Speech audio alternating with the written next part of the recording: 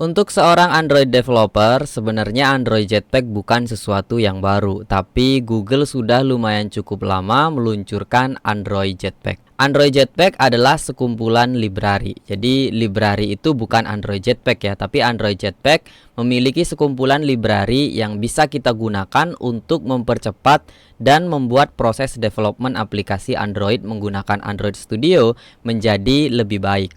Tapi di video ini mungkin akan lebih banyak pendapat yang menurut saya mana yang seharusnya cepat teman-teman gunakan dan apa yang sebenarnya bisa diabaikan mungkin nanti dulu. Kalau teman-teman memang mau bisa berinvestasi waktu lebih untuk belajar, mungkin bisa dipelajari untuk waktu kedepannya gitu. Tapi sebelum kita mulai slide dari saya gitu, sebaiknya mungkin kita masuk dulu ke official websitenya Android Jetpack untuk kita lihat-lihat. Jadi kalau ada kekurangan atau teman-teman masih penasaran dan sepertinya tidak sepakat dengan apa opini yang saya berikan, teman-teman bisa cek langsung di websitenya. Ini adalah official website dari Android Jetpack. Jadi seperti tadi yang sudah saya ceritakan bahwa Android Jetpack adalah serangkaian library. Jadi ketika teman-teman memasukkan salah satu library, baru kemudian teman-teman menggunakan Android Jetpack. Dan tidak harus semuanya, teman-teman bisa milih gitu. Dan sebenarnya kalau teman-teman sudah pernah membuat aplikasi tanpa tahu atau menggunakan Android Jetpack, sebenarnya ada beberapa library yang sudah kita kenal sebelumnya, tapi oleh Google diperbarui kembali ketika ada versi Android Jetpack-nya. Jadi mungkin ada beberapa library yang sudah teman-teman familiar sebelumnya ya. Kita coba scroll ke bawah, di sini ada informasi lainnya, teman-teman bisa baca sendiri. Tapi kita langsung ke bagian library. Nah, di sini yang menarik, ada library Jetpack, kemudian di sini ada keterangan library yang paling populer. Jadi ini adalah list library populer yang sering digunakan oleh seorang Android developer.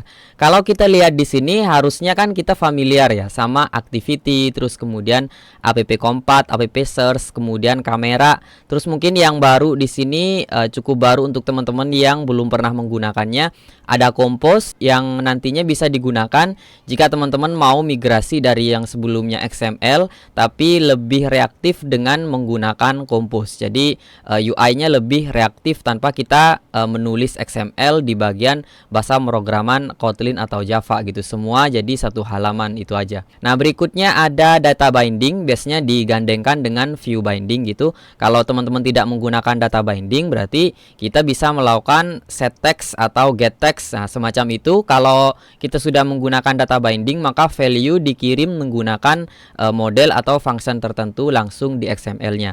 Nah, di bawahnya ada lagi fragment. Kalau fragment mungkin kita sudah tahu ya.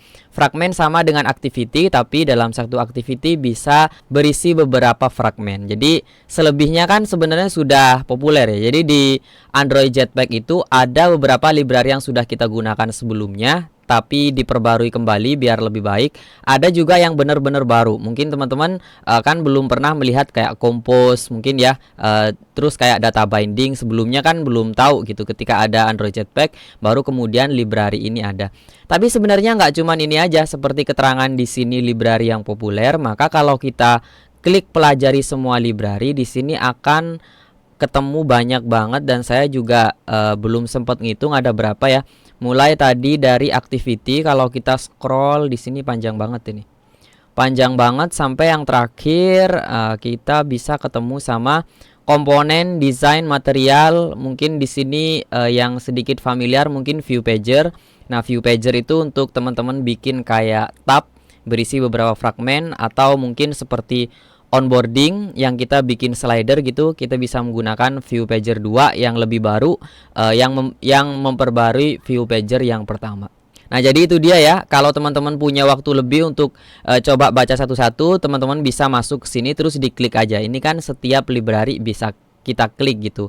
Dan beberapa namanya seharusnya teman-teman sudah familiar walaupun teman-teman tidak familiar dengan Android Jetpack.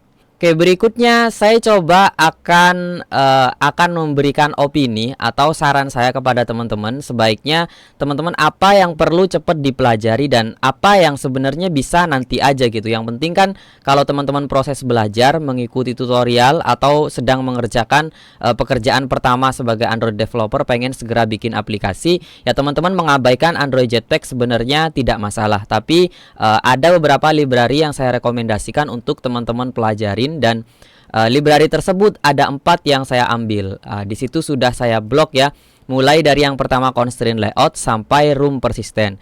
Kita cerita dari awal constraint layout. Biasanya teman-teman kalau menggunakan versi terbaru dari Android Studio, maka ketika bikin project baru, teman-teman kan langsung menemukan constraint layout.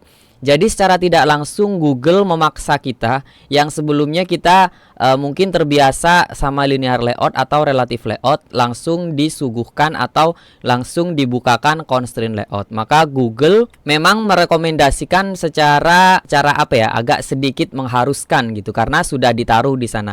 Berbeda dengan view binding, navigation component dan yang lainnya yang perlu kita taruh dulu library-nya baru digunakan. Kalau constraint layout memang sangat disarankan atau direkomendasikan. Dan materi untuk constraint layout teman-teman bisa mengikuti kursusnya LastD yang rilis versi 2020, itu semua full menggunakan constraint layout, atau teman-teman bisa cek channel YouTube-nya LastD Indonesia, itu juga rilisan tutorial video yang dari tahun kemarin tuh sepertinya semuanya sudah menggunakan constraint layout. Jadi mungkin pada seri ini untuk belajar Android Jetpack untuk pemula kita nggak lagi ngebahas constraint layout karena materinya sudah ada ya. Nah, berikutnya adalah view binding. Jika teman-teman men-set atau membuat variabel untuk ID di XML kita, biasanya kan kita menggunakan view by ID di Java maupun Kotlin. Yang sebelumnya di Kotlin ada Kotlin Synthetic yang bisa manggil langsung ID di layout. Nah, Kotlin Synthetic akhirnya deprecated juga, dan mau tidak mau Kotlin pun menyarankan kita untuk menggunakan versi view binding dari Android Jetpack. Maka sangat disarankan untuk teman-teman menggunakan view binding, tapi mungkin penjelasan lebih lengkapnya nanti kita mulai seriesnya satu-satu, mulai dari penggunaan setup view binding sendiri, menggunakannya di activity, di adapter, di fragment dan yang lainnya. Kita akan coba nanti belajar pada video-video berikutnya. Dan berikutnya yang saya sarankan untuk teman-teman pelajarin adalah navigation component. Jika tidak navigation component, apa yang bisa teman-teman pelajarin? Kalau sebelum ada navigation component, teman-teman bisa melakukan interaksi antar fragment yang ada di activity itu menggunakan transaction. Jadi di sana mulai dari argumen dan yang lainnya diset semua ketika melakukan perpindahan tersebut.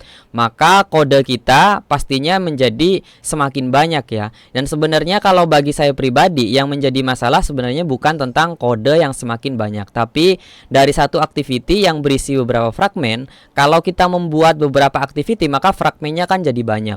Nah, ketika project itu ditutup misalkan 2 hari, 1 minggu, 2 minggu dibuka kembali, kita perlu mempelajari flow itu dari awal lagi. Nah, ketika teman-teman menggunakan navigation component itu tidak terlalu bingung ketika sudah ada beberapa activity dengan banyak fragmen, karena flow-nya bisa kita lihat di navigation component. Serta ketika kita memberikan action untuk perpindahan antar fragmen itu juga bisa di-set juga menggunakan navigation component tersebut. Jadi menurut saya ini penting banget untuk teman-teman segera belajar navigation component, terutama kalau teman-teman pengen menggunakan banyak fragmen pada aplikasinya gitu. Jadi nanti ketika dibuat seri tutorial untuk Android Jetpack ini, saya juga akan memberikan materi tentang navigation component setelah view binding karena digunakan bersamaan sebenarnya. Terus yang keempat yang tidak kalah penting menurut saya, teman-teman segera pindah dari Skillet menggunakan room persistent. Di channel YouTube-nya LastD juga sudah ada seri ini menggunakan Kotlin gitu, dan mungkin nanti akan saya buatkan untuk seri Javanya menggunakan room persistent. Banyak sekali kelebihan ketika teman-teman pindah dari Skillet ke room, terutama untuk perintah SQL-nya ya. Banyak autocomplete yang disediakan oleh room persistent daripada ketika kita menggunakan versi SQL-nya. Kemudian di room persistent juga ada live data yang lebih reaktif ketika teman-teman menggunakan create, update, delete, maka oleh live data tersebut langsung diberikan data hasilnya gitu, live datanya, perubahan datanya langsung diberikan kepada user secara live gitu ya. Nah, kemudian ada 3 materi lagi dan mungkin ada yang lainnya. Ini adalah materi Android Jetpack yang saat ini masih tersedia versi kursus saja di LastD. Jadi mungkin teman-teman bisa cek katalog kursus kita, itu sudah ada kayak MVVM, terus kemudian menggunakan data binding, kemudian view pager, dan mungkin ada yang lainnya yang saya juga lupa sudah taruh Android Jetpack di situ, yang saya tidak bisa sebutkan. Tapi sepertinya ada lagi, dan menurut saya ini juga penting buat teman-teman untuk segera mulai dari Android Jetpack setelah belajar yang 4 tadi, terus mau kemana lagi. Menurut saya berikutnya yang sudah ada di kursnya LastD itu juga sangat membantu teman-teman ketika proses development. Jadi untuk seri tutorial untuk pemula ini sendiri, kita akan fokus kepada 2 library dari Android Jetpack, yaitu view binding, penggunaannya dari beberapa kasus gitu, mulai dari setupnya, activity, di fragment, di adapter. Kemudian kita juga akan bermain dengan fragment menggunakan navigation komponen. Jadi nanti lebih lebih mudah untuk melihat flow dari sebuah alur aplikasi dari halaman ke satu halaman yang lain. Itu akan lebih dimudahkan ketika teman-teman menggunakan navigation komponen. Tapi jika teman-teman pengen belajar lebih lagi, misalkan kayak belajar desain pattern menggunakan MVVM, terus penggunaan data binding ketika bersama dengan view binding dan juga sama MVVM, itu masih tersedia saat ini di kursnya LastD. Teman-teman cek aja di lastd.com. Kemudian penggunaan view pager dan mungkin ada beberapa lainnya yang tidak bisa saya sebutkan. Jadi mungkin itu dia pengenalan Android Jetpack buat teman-teman semua. Jadi untuk teman-teman semua yang mungkin tidak familiar atau belum menggunakan Android Jetpack, maka sesungguhnya sebelum teman-teman ada Android Jetpack juga masih menggunakan fitur-fitur lama dari Android Studio dan semuanya masih work ya, karena constraint layout masih ada, relative layout, linear layout, view binding teman-teman bisa menggunakan view by ID. Jadi menurut saya ini hanya opsi saja. Kalau teman-teman lagi dikejar deadline atau belajarnya nggak harus sampai ke tahap development seperti itu, menurut saya juga tidak masalah teman-teman menggunakan cara tanpa harus menggunakan Android Jetpack. Mungkin itu aja untuk video pengenalan Android Jetpack kali ini. Saya Irsad dari LastD dan sampai ketemu di video berikutnya.